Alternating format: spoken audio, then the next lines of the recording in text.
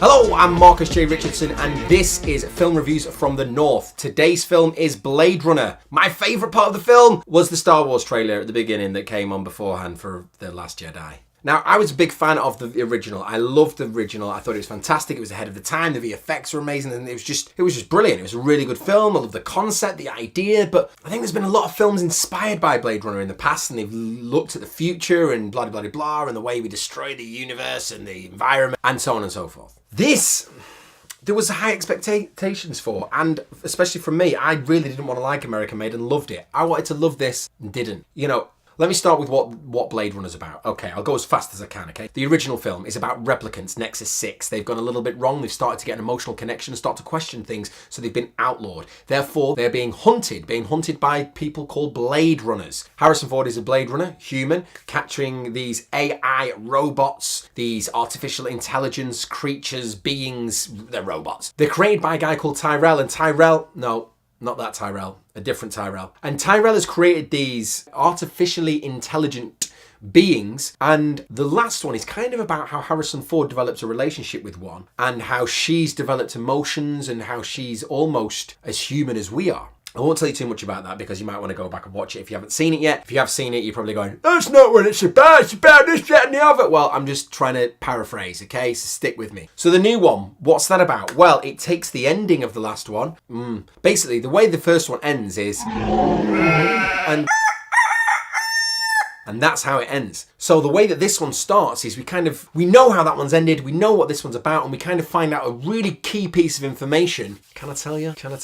No, I won't tell you. But basically, there's a really important bit of information that we find out, which then changes everything. In this film, the Nexus 8s are back. So they've come a few generations on. A gentleman called Wallace, played by Jared Leto. Jared Leto is decent in it. He has bought the rights to the robots and basically has now created a new generation of robots that can work off-world, on another planet we're assuming, space station or whatever, but also on Earth, safely. Ryan Gosling happens to be one. Again, perfect casting, playing a robot. He's like a robot in real life anyway. Good-looking robot, As a straight man, I can appreciate Ryan Baby Goose. He's a good-looking lad.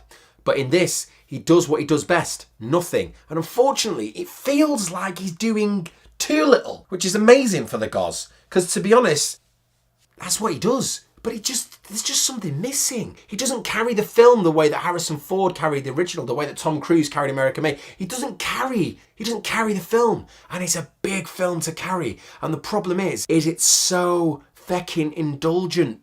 Villeneuve, or whatever he's called, the director, is just too indulgent. I can't believe Scott didn't get hold of him and go, no, too indulgent, mate. It's about 14 hours long, or so it felt. Honestly, I never fall asleep in the cinema. I was getting drowsy. It went on and on. 19 hours on Ryan Gosling's eye. We've seen his eye. Move on. Show me something else. Show me some more landscapes. Positives. It is actually shot beautifully. The sound is amazing. The acting's great. The VFX, superb. Some fantastic elements to it, which means it can't get too much of a low ranking on this, but the story could have been told a lot quicker. Ryan Gosling's face, it's not going to do anything. So if it's not doing anything after 3 seconds, it's not going to do anything after 9, 10 and 13 seconds. Get rid of him. Show me someone else's face that's intriguing and interesting and something's happening.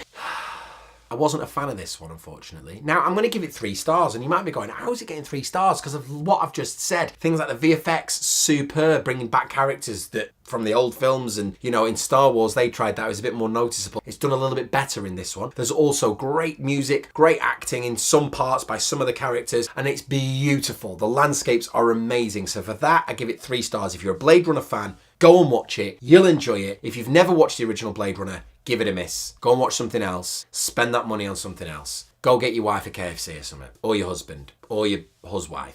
Anyway, before I go, one thing I am going to say, if you do go to the cinema a lot and you're like, oh, we're doing this quite a bit, or we can't really afford it, there are limitless options. I go with, not that I'm going to advertise cinemas, because to be honest, I'm not a big fan of Odeon, but they do a limitless option, $16.99. If you're going to go twice in a month or more, it is really good value for money. I pay $16.99. I can go to any cinema I want, apart from the main ones in central London, which is still only the ones in like Leicester Square and things like that. There's still plenty in London as well. Cineworld do one. I'm not sure if you do yet, but I'm sure they're going to jump on the bandwagon before long. There are plenty of offers out there. It's great to go to the cinema. That is one thing I will say about Blade Runner. If you are going to watch it, it is probably worth watching at the cinema. I don't think it's necessarily a great at-home film, but if you are going to go and see something this weekend, I'd go and watch American Made, but It's up to you. Go and watch whatever you want. Thanks for watching. I've been Marcus J. Richardson. Until next time, happy filming, watching films.